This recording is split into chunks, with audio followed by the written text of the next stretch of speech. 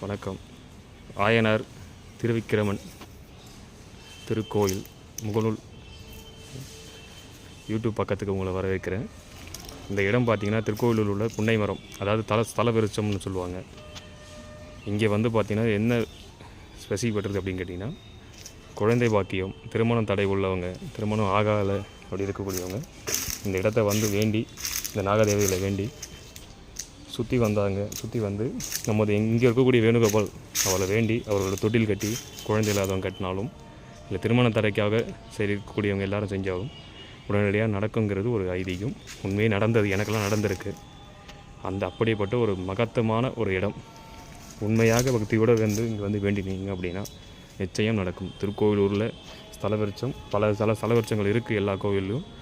இங்கே என்னை பொறுத்தவரையிலும் இங்கே இதற்கான இடம். திருமண தடைக்கோசம் வேண்டும்.